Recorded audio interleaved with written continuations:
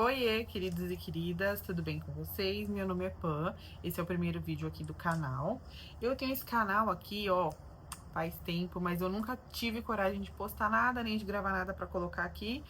E dessa vez eu resolvi tirar esse projeto, né, digamos assim, do papel e colocar aqui pra vocês, né? Então, obrigada a quem me encheu o saco pra fazer, no caso minha irmã e minha amiga Mona e meu irmão. Então é isso. A gente vai falar sobre um caso muito grande hoje. Eu dei a vida nesse roteiro e eu espero que vocês gostem. É um caso grande, é um caso sem solução, infelizmente. E a minha intenção é trazer conteúdos às terças, quintas e sábados. Então, toda terça-feira eu vou trazer um caso para vocês que não teve solução, que não teve nenhuma conclusão.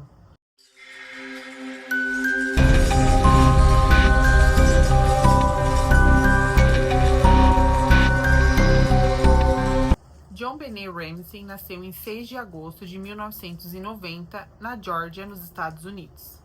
John Benet também tinha um irmão mais novo, chamado Burke, e 3 meios-irmãos do primeiro casamento do seu pai. Os meios-irmãos eram Melinda, John Andrew e Elizabeth, que quando a John Benet tinha apenas 1 aninho de idade, faleceu num acidente de carro. Bom, vamos só dar uma leve introduçãozinha aos pais, né, da John Benet. O John e a Patty se conheceram em 1980, se casaram, apesar do John ser bem mais velho que a Patty. Ele dizia que ela era engraçada e gentil, e isso encantou ele. 7 anos depois do casamento, né, veio o primeiro filho do casal, o Burke, e 3 anos após o nascimento do Burke, a filha mais nova, John Benet. John era um empresário de grande sucesso e ele tinha construído uma carreira extremamente sólida. Com o crescimento dos seus negócios, a família precisou mudar para a cidade de Boulder, onde eles levavam uma vida confortável. Após a família se estabelecer em Boulder, a Patsy começou a sentir dores abdominais, dores fortes no abdômen. A princípio, ela ignorou essas dores e após uma conversa com a mãe dela, ela achou melhor ela ir no médico e ver o que estava acontecendo. Infelizmente, o diagnóstico não foi o que a família esperava. A Patsy estava com câncer de ovários em estágio avançado. Então, por conta do diagnóstico da Patsy, a rotina da família acabou mudando bastante, né? Ele se dividiu entre a rotina normal que eles já tinham e as idas e vindas do hospital para poder acompanhar a Patsy em todo o seu tratamento. A Patsy conta que, mesmo no período difícil, ela encontrou nos filhos força para lutar. Ela relata que a John Benet era extremamente gentil com a mãe e sempre incentivava a mãe e era como um raio de sol para a mãe ali naqueles dias cansativos de hospital. Aproximadamente 1 ano depois de tratamento intensivo, a Patsy entrou em remissão. Após o período delicado, a Patsy ela começou a dedicar boa parte do tempo dela aos filhos, em especial a pequena John Benet. Patsy começou a escrever a John Benet em concursos de beleza, concursos de Miss. A Patsy anteriormente já tinha participado de concursos de beleza, né? Inclusive ela ganhou o Miss West Virginia. Então ela achou que seria legal para John Benet entrar nesse mundo, conhecer esse mundo. Então ela escreveu a filha em alguns concursos de beleza. Vestidos elaborados, maquiagem, ensaios, câmeras, tudo isso começou a fazer parte da vida da John Benet.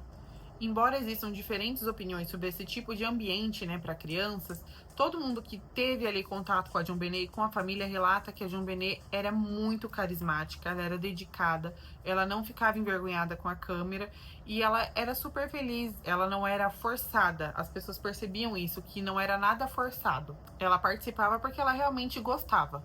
E eu não sei pra vocês, mas pra mim, leonina lata, né? Ao longo dos anos, a John Benet acabou conquistando alguns títulos, como o Little Miss Colorado e entre outros inúmeros títulos. Eu vou tentar deixar passando as fotos dela aí pra vocês. Ela era simplesmente carismática, super simpática e todo mundo que conviveu com ela durante esse período relata justamente isso, que ela amava estar participando dos concursos. Bom, agora a gente vai entrar realmente no caso, né? No que aconteceu com a pequena John Benet. No dia 25 de dezembro de 1996, quando a John Benet tinha apenas 6 anos, era noite de Natal, né? Então a família foi até a casa de amigos para poder passar a noite ali, poder jantar. E foi uma reunião grande, pessoas relatam que as crianças se divertiram e que quando as crianças saíram, né, desse jantar, eles estavam bem cansados. Então o John, em depoimento, ele conta que levou as crianças, cada uma para o seu quarto, e colocou elas na cama para elas dormirem. E ele subiu até o quarto dele, né, para poder dormir também. No dia 26 de dezembro de 1996, a família tinha uma viagem marcada para ir visitar os outros filhos do John, que não puderam passar com eles o Natal. Então, a Patsy acorda por volta de 5h40, 5h45 da manhã, mais ou menos. Então, ela levanta e desce as escadas em direção à cozinha da casa para poder preparar um café da manhã para toda a família. Quando a Patsy desce as escadas, ela percebe que tem um bilhete no final da escada. Então, ela vai até o finalzinho, né, da escada, pega o bilhete e ela percebe que é um bilhete muito grande. Era como se fossem 2 páginas escritas inteiras. E quando ela lê a frase, pegamos sua filha, estamos com sua filha, ela imediatamente larga tudo, a gente sai correndo em direção ao quarto da JonBenét, vê que ela realmente não tá no quarto dela, então ela corre, né, sobe até o quarto do casal e chama o John, que tava se barbeando. Embora o bilhete dissesse para não chamar a polícia, foi a primeira coisa que a Patsy fez após chamar o John. Ela liga para a polícia e aciona a polícia de Boulder. Gente, é muito importante dizer que, apesar de ser 26 de dezembro, era o primeiro caso de desaparecimento com pedido de resgate da polícia de Boulder. Então, a inexperiência da polícia, a total falta de preparo, a total falta de experiência com esse tipo de caso da polícia de Boulder complicou completamente o caso. Literalmente acabou com o caso todo, porque eles fizeram várias coisas erradas justo nas primeiras horas, né, do desaparecimento da JonBenét, porque até então era só um desaparecimento. Então, como eu falei pra vocês, por volta de 5h40 a Patsy acorda, né, e por volta de 5h52 da manhã, ou seja, 12 minutos após ela ter acordado, ela liga pra polícia. Após a ligação para a polícia, a Patsy também liga para o casal de amigos, onde eles fizeram, né, aquela janta de Natal. E aí, conforme ela liga para um, eles ligam para outros, e ela liga para outros, e quando vai ver, tem um monte de gente na casa. Pessoas essas que chegaram junto com a polícia, antes da polícia, depois da polícia, e a casa fica simplesmente cheia de pessoas. E a polícia, mesmo tendo chegado lá super cedo e super rápido, ela simplesmente deixa todo mundo entrar na cena do crime. Todo mundo. Ela deixa todo mundo transitar, a Patsy faz café da manhã para todo mundo que tava lá, e a polícia deixa todo mundo ficar lá livremente. Uma das medidas que a polícia também tomou foi retirar o Burke da casa. Então eles pedem para um casal de amigos do John e da Patsy levar o Burke para outro lugar e não deixar ele lá naquele ambiente que tava um pouco caótico. O Burke, ele tinha 9 anos quando tudo aconteceu. Por volta de 7h30 da manhã, a polícia faz a primeira busca na casa. Era uma casa extremamente grande, eram cerca de 600 metros quadrados de área construída. Ela era muito grande e a disposição dos cômodos eram muito confusas. No documentário da Netflix que eu assisti para poder trazer esse caso aqui para vocês, não só esse, também assisti outros vídeos e li bastante. Dá pra ver uma maquete em 3D da casa. E a casa é muito esquisita. Não é, por exemplo, aqui no Brasil, que você entra, tem a sala e tem a cozinha, né? Em algumas casas. Você entra, sala, cozinha, banheiro, quartos. Ela era muito confusa. Para vocês terem ideia, o quarto das crianças ficavam nesse andar aqui, desse lado da casa, e o quarto dos pais no andar de cima, do lado oposto. Então, o barulho que era feito no quarto das crianças não era possível ser escutado do quarto dos pais. Então, eram áreas completamente opostas e isoladas uma da outra. A casa também tinha um porão bem grande, e nesse porão tinham vários cômodos. Então, tinha uma adega, tinha a sala do trem, que era onde tinha uma maquete bem grande de um trem do Burke. Tinha, né, a parte do porão, um quartinho de bagunças. E mesmo você assistindo o documentário, você fica ainda um pouco confuso sobre como era a disposição ali dos cômodos da casa. Assim que o detetive responsável pelo caso chega no local, ele pede para olhar o quarto da JonBenét. Nas fotos, né, do documentário, nas fotos do caso que dá para você achar no Google mesmo, dá para você ver que a cama tem uma colcha, né, se não me engano é da Bela e a Fera, e tá como se ela tivesse jogado assim a colcha e saído da cama, né? Então a cama tá bagunçada, então é possível sim ver que a JonBenét ela dormiu na cama, né? E ela foi colocada na cama e foi retirada da cama posteriormente, conforme, né, o relato dos pais. Então a primeira postura do detetive é fazer o quê? Isolar o quarto da JonBenét. Essa foi a primeira área da casa que foi isolada. Logo após isso, um policial pede o bilhete, né? E eles começam a analisar esse bilhete, dar uma olhada com mais atenção ao bilhete. E eles pedem também amostras de caligrafias pro John e pra Patsy. Então eles vão lá no escritório, pegam 2 blocos de nota lá deles e entregam para os policiais. O que a polícia acaba percebendo que O bilhete que a família recebe está endereçado diretamente ao John. E no bloquinho de notas que eles fornecem para a polícia poder usar para comparar a caligrafia, tinha um rascunho de senhor e senhora R. E aí é como se a pessoa tivesse escrito senhor e senhora R e não terminado. E então eles começam a levantar a hipótese de que aquele seria a primeira tentativa, né, de um bilhete, a primeira tentativa do pedido de resgate da John Benet. É importante também dizer sobre esse bilhete que ele foi escrito com caneta da casa, num bloco de notas da casa. É como se o invasor tivesse entrado, visto lá um caderninho, né, aberto, escrito, 2 páginas e deixado lá dobradinho, delicadinho lá na escada. O que também chamou muita atenção e levantou muitas suspeitas para a polícia. Porque a pessoa ia ficar tanto tempo dentro da casa. Mas como eu falei para vocês, pelo tamanho da casa e pela disposição dos cômodos da casa, era perfeitamente possível que o invasor tivesse entrado e ficado escondido na casa sem que a família percebesse que ele estava lá e tivesse tido tempo de sobra para escrever o bilhete e ficar lá esperando a família de repente dormir para ele poder fazer o que ele estava lá para fazer. Como eu falei para vocês, a polícia não tinha nenhum tipo de experiência com esse caso, então o FBI ele foi acionado. Assim que o primeiro investigador, né, o primeiro agente do FBI chega na cena, ele já faz um comentário que mudou muito a forma de todo mundo olhar para a cena. Ele diz: a família sempre precisa ser investigada. E então todo mundo já olha, tipo, estranho pro pai, pra mãe. Ai, tá muito estranho isso aqui. O bilhete foi de um papel da casa, usaram uma caneta da casa. Enfim, acho que foi um comentário bem feliz, né, pra ele fazer, porque isso determinou muito, esse comentário determinou muito a forma como a investigação foi conduzida, a forma como os policiais olharam para toda o desenrolar da história, toda a investigação. Outra coisa importante dizer sobre a carta é que ela pedia um valor de resgate, né? E era um valor de 118 mil dólares, que era o valor exato que o John receberia de bônus anual aquele ano, né, da empresa. A carta, ela também dizia que a família receberia uma ligação entre 8 e 10 da manhã. Então a família fica esperando ali juntamente com a polícia, com os amigos e com todo mundo que tava lá na casa, a tal da ligação, né? O tal do pedido de resgate. Então, das 10 horas da manhã, eles não recebem nenhum tipo de ligação. E a Patsy conta, né, em entrevistas, que ela percebe que a polícia tá muito confusa. Ela pergunta pra polícia: que medidas vocês estão tomando além de estarem aqui, né? O que vocês estão fazendo fora daqui, né? Estão fechando aeroportos? Ela pergunta. E simplesmente não, a polícia não estava fazendo nada fora do estar ali com a família.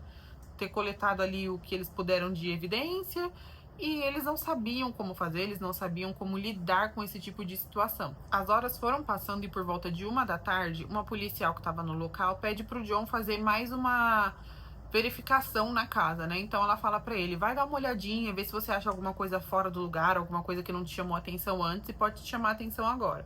Então o John chama um amigo e começa de baixo para cima. Então ele desce e vai até o porão da casa. Então ele passa pela salinha do trem do Burke, vê uma mala colocada como se fosse um degrau embaixo de uma janela. Ele acha aquilo suspeito e decide olhar a outra sala que tem lá no porão. Assim que ele abre a outra sala, infelizmente ele encontra o corpinho da John Benet sem vida. Naquele momento, o John não percebe, né, que a John Benet não tem mais vida, né, não tem mais pulso. Então ele se desespera ao ver o corpo da filha, corre até ela. Ela tá com uma fita na boca, um garrote na garganta e com os pulsos amarrados. Então ele tira a fita da boca da John Benet, tenta soltar o garrote, né, do pescoço dela e os bracinhos, soltar os bracinhos dela. Como ele não consegue, ele pega o corpo da filha e leva correndo pro andar de cima onde tá a polícia.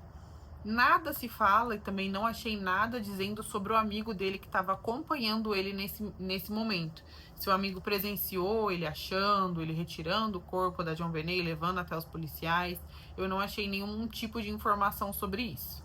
Em 27 de dezembro é realizada a autópsia da John Benet. Foi constatado violência sexual. Como eu falei pra vocês, ela tinha um garrote, né, no pescoço. E esse garrote, ele tinha uma haste de madeira, que posteriormente pôde ser verificado que era de um pincel da Patsy, de um kit de pincel que ela tinha lá na casa. Então, esse pedaço quebrado de madeira era de algo também da casa, né? Então, além da carta ter sido feito com materiais da casa, tudo que foi usado ali na própria John Benet veio de dentro da casa dos Ramsey. Então, por volta de 1h12, a polícia comunica, né, que eles encontraram o corpo sem vida da JonBenét dentro da casa. Assim que a polícia faz esse comunicado, eles retiram, né, a Patsy e o John de casa e retiram todo mundo que estava lá, né, prestando apoio para a família. Então a casa finalmente, depois de horas, ela é isolada como uma cena de crime. A morte foi registrada como asfixia por estrangulamento associada a traumatismo crânioencefálico, sendo o modo da morte classificado como homicídio. Na autópsia também foi observado que a JonBenét tinha marquinhas no rosto. Eram como se fosse duas marquinhas aqui, se não me engano, pelas fotos que eu vi. A polícia não conseguiu constatar o que eram aquelas marcas e o que causou aquelas marcas, né? Houve teorias de que foi um taser, né? Que a pessoa de repente usou para imobilizar ou usou para acordar a JonBenét, para deixar ela meio atordoada. Tem a hipótese de que durante, né, a agressão, ela foi encostada sobre o trenzinho do Burke. Então, a polícia suspeita que sejam os trilhos do trem do Burke. Então, assim que a família foi retirada da casa, né, e que a casa foi isolada como uma cena de crime, a casa ficou simplesmente infestada de repórteres. Eles rapidamente conseguiram o nome, né, da vítima e da família, e aí começou um circo midiático enorme. Simplesmente eles começaram a divulgar todo tipo de informação privada da família, começaram a divulgar em massa fotos da JonBenét nos concursos de beleza, nos concursos de Miss que ela participava. E a mídia foi extremamente sensacionalista com a exposição, né, da JonBenét nos concursos. Eles começaram a criar teorias, eles começaram a divulgar informações sem qualquer procedência ou sem qualquer veracidade. Eles literalmente não confirmavam se a informação era verdade. Eles simplesmente criavam uma manchete e já soltavam. Se não me engano, durante um mês, o jornal era aberto com fotos da JonBenét lá nos concursos de beleza. Eu vou tentar deixar as fotos aqui pra você. Ela era uma gracinha, ela era super carismática e dava pra ver que ela tava super feliz, né, nos concursos. No documentário tem uma jornalista que fala que a fonte, né, que os jornalistas usavam vinha da polícia. Era uma pessoa ali no meio da polícia que dava essas informações. Só que era muita especulação, era tudo muito especulativo e nada era confirmado. E eles simplesmente só saíam postando e divulgando à torta e à direito, sem saber se era verdade. Com as fotos, né, da JonBenét, os vídeos da JonBenét nos concursos, a família começou a receber muita crítica sobre a exposição, sobre sensacionalismo. O pai da JonBenét começou a receber muitas críticas porque ele tinha fotos da filha, né, nos concursos espalhadas no escritório. Então as pessoas começaram a achar isso muito estranho, porque que ele tinha esse tipo de foto. As pessoas começaram a falar que nas fotos a JonBenét era extremamente sexualizada e que não eram fotos infantis, que eram fotos como se ela fosse uma modelo adulta, como se ela fosse uma top model. E muitas revistas, muitos jornais estamparam muito o rosto da JonBenét por mais de um mês, como eu falei pra você. Nos dias seguintes, a pressão também não caiu somente sobre a família. Todo mundo que se envolvia com a família, todo mundo que tinha contato com a família, então amigos, as pessoas com quem eles jantaram, as pessoas que foram até a casa, todo mundo sofria um assédio absurdo da mídia. A mídia perseguia, começava a divulgar a vida deles, como se tudo fosse um circo, tudo fosse uma novela para ser divulgada e acompanhada diariamente nos noticiários. Logo depois também a polícia começou a sofrer muitas críticas, porque eles não souberam como lidar com a situação, eles não souberam como isolar a casa, não souberam como coletar provas. O fato do John ter achado a filha, mesmo depois da polícia já ter feito uma investigação, né, uma averiguação ali na casa, foi muito criticado, porque assim que a polícia chegou, a polícia fez uma ronda na casa e não encontrou nada. O policial, inclusive, que fez a ronda, relata que quando ele desceu no porão, ele decidiu simplesmente não abrir a porta. Se ele tivesse aberto a porta, ele teria encontrado o corpinho da JonBenét lá, e ele simplesmente decidiu não abrir. Parece que a porta estava emperrada e ele largou a porta para lá. E não era bem assim, parece que o John não teve nenhum tipo de problema para abrir a porta, ele simplesmente desceu e abriu e resolveu olhar cômodo por cômodo, e também não tinha nenhum policial com ele, e isso foi muito criticado. Outro ponto também que foi muito criticado, né, na mídia e pelas pessoas, foi que a família acabou contratando um advogado criminalista para poder responder por eles na mídia. Por quê? O John recebeu uma ligação de um amigo e nessa ligação o amigo dizia: a polícia desconfia de vocês. Então, o que que eles fizeram? Eles foram e contrataram, né, um advogado criminalista para poder falar, ser o porta-voz da família, né? Também é muito importante ressaltar para vocês que mesmo a família contratando, né, esse advogado criminalista, eles não se negaram, não recusaram ou nem dificultaram nenhum tipo de prova, de ajuda ou de informação que a polícia solicitou. A família simplesmente deu tudo que a polícia pedia: amostras de DNA, amostras de caligrafia, acesso total à casa, acesso à rotina da família, aos funcionários, porque, como eu falei, a casa era muito grande e ela passou por muitas obras e muitas reformas, então eles deram acesso também a todo mundo que estava lá envolvido, todo mundo que esteve na casa nos últimos dias, nos últimos meses. Logo em 1º de janeiro de 1997, a polícia ela dá uma declaração, né, e ela fala que ela realmente não procurou no porão, eles não fizeram a varredura corretamente, não fizeram o procedimento do jeito certo e acabaram não encontrando o corpo dela lá no porão. Em 5 de janeiro de 1997, ocorreu um memorial, né, para JonBenét, onde as pessoas levaram flores, fizeram declarações, acenderam velas, e a Patsy foi duramente criticada por estar arrumada demais. Simplesmente as pessoas achavam que ela estava arrumada demais para alguém em luto e começaram a criticar ela.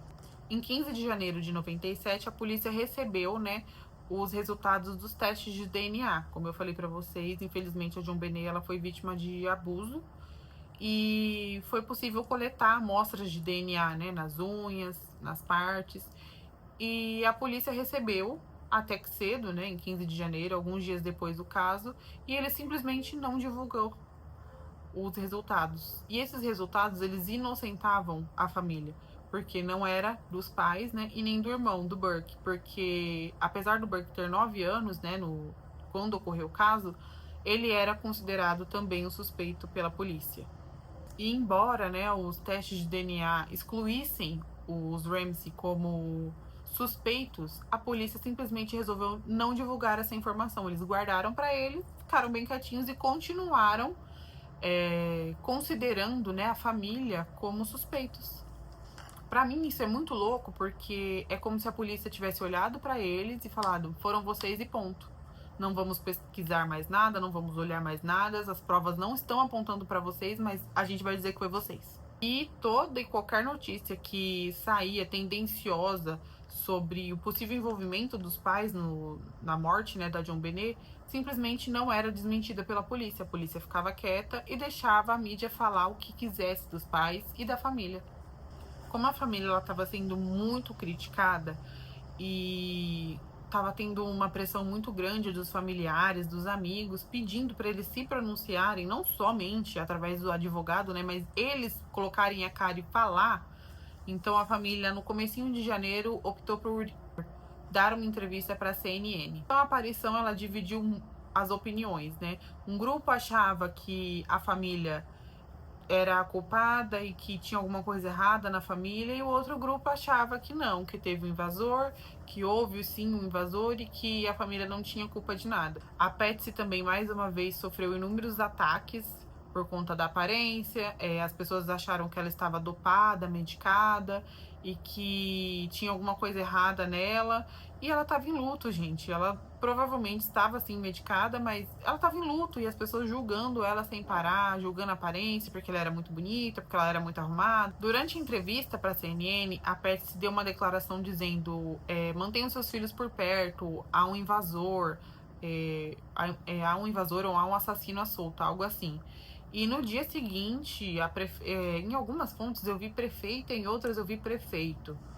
Então vamos falar prefeito. O prefeito de Boulder, ele deu uma declaração dizendo que não tinha nenhum invasor não, e que não tinha nenhum assassino à solta e que a família e as famílias poderiam ficar tranquilas. O que mais uma vez deu a entender que a linha de investigação da polícia era que os pais mataram a JonBenét. Outra informação que veio a público é que a carta poderia ter sido escrita pela Patsy, o que, se não me engano, 2 ou 3 especialistas comprovaram que não. Haviam sim similaridades, né, na forma de escrita, né, na caligrafia da Patsy e da pessoa que escreveu a carta, mas foi comprovado que não havia sido ela. E a mídia divulgou que a carta tinha sido escrita sim pela Patsy. Bom, e com tudo isso que eu já contei para vocês, ficou claro que haviam duas linhas, né, de investigações. a linha que acusava os pais, né, colocava a culpa toda nos pais, e a linha que dizia que houve um invasor, houve um agressor, houve alguém que invadiu ali a casa e fez alguma coisa com a JonBenét. O que acontece? A polícia só focou nos pais, ela não focou no invasor. Uma das declarações que a polícia dá para dizer que não houve invasão na casa foi que a janela, né, tinha aquela malinha e tinha a janela estava quebrada. E eles disseram que do lado de fora não tinha pegadas na neve.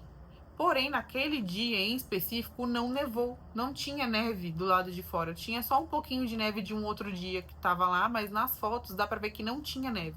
Então, se não tinha neve, não tem como ter pegadas na neve. É meio óbvio. E a polícia usou isso como um dos argumentos para sustentar, né, essa hipótese que teria sido os pais. A polícia também dizia que era impossível alguém passar pela janela, né? Era uma janela pequena realmente, mas dava sim para passar uma pessoa, e isso posteriormente é comprovado que é possível passar uma pessoa.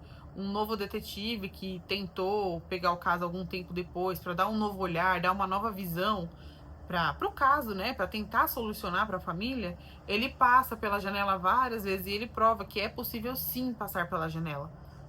Inclusive, quando ele tem essa iniciativa dele tentar mudar a linha de investigação, dele tentar mostrar que houve um invasor, que poderia sim existir a hipótese de um invasor na casa, a polícia começa a ficar com raiva dele, começa a destratar ele, chamam até ele de velho gagá, porque ele era, se não me engano, até aposentado, e ele veio para ajudar nesse caso, né, para ajudar a somar nesse caso.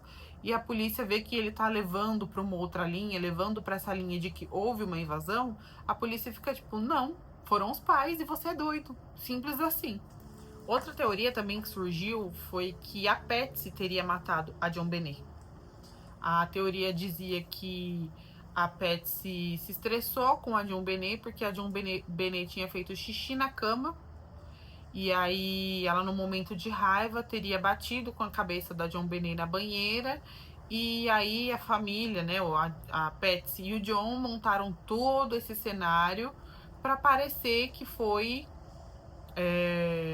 um invasor, alguém que entrou lá na casa para sequestrar a menina. Só que eles esquecem que teve, né, o abuso e que o John não era compatível com o DNA, nem o Burke, nem a Patsy, nem ninguém da família. Então, assim, eles inventavam teorias à torto e à direito como se fossem verdades, e eles acabavam vazando para a mídia essas informações, e a mídia soltava, e aí as pessoas acreditavam, a opinião pública ficava um caos, e simplesmente era um monte de informação sem fundamento nenhum. Em março de 97, a polícia recebeu uma ligação, né, dizendo que havia um possível suspeito para o caso da JonBenét, ele também chamava John. E quando a polícia chegou na cidade de Charlotte, que era onde ele morava, a polícia simplesmente se deparou com um altar para JonBenét. Ele tinha inúmeras fotos dela nos concursos, fotos que a mídia divulgou, fotos dela em ensaios, em apresentações de Miss, e ele tinha literalmente um altar para JonBenét em casa.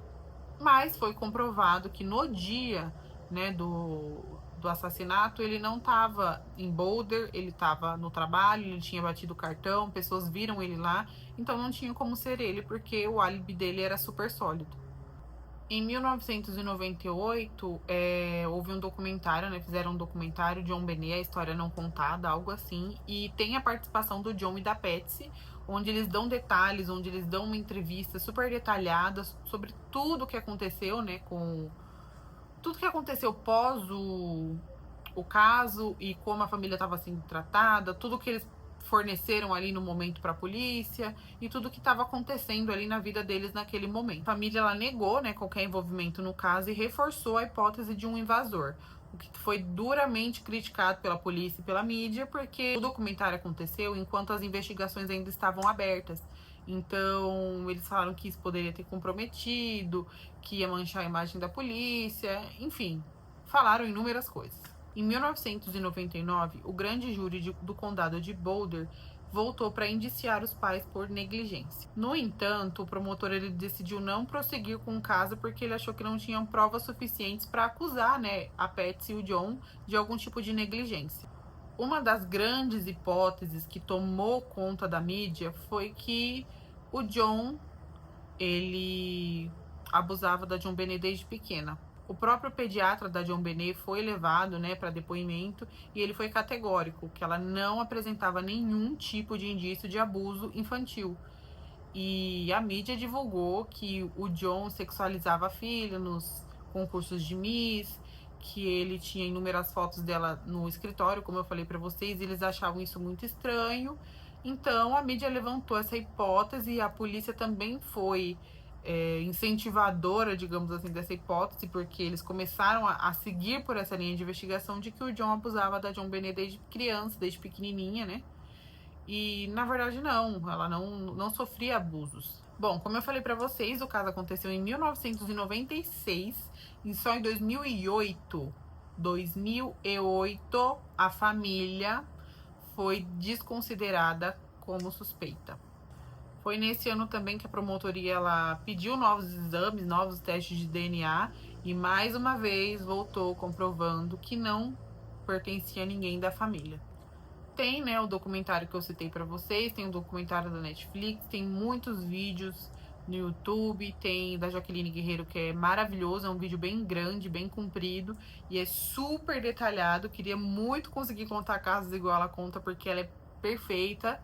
Eu amo o jeito que ela conta, eu amo a voz dela também nos vídeos. Também li bastante matéria, CB News, acho que é CB News e New York Times. E é aquele tipo de caso que quanto mais você lê, quanto mais você pesquisa, ele simplesmente não te leva a lugar nenhum. Ele nunca tem uma conclusão. A polícia acha uma coisa, a família diz outra, a mídia conta uma coisa, a mídia faz mó alvoroço, mó sensacionalismo.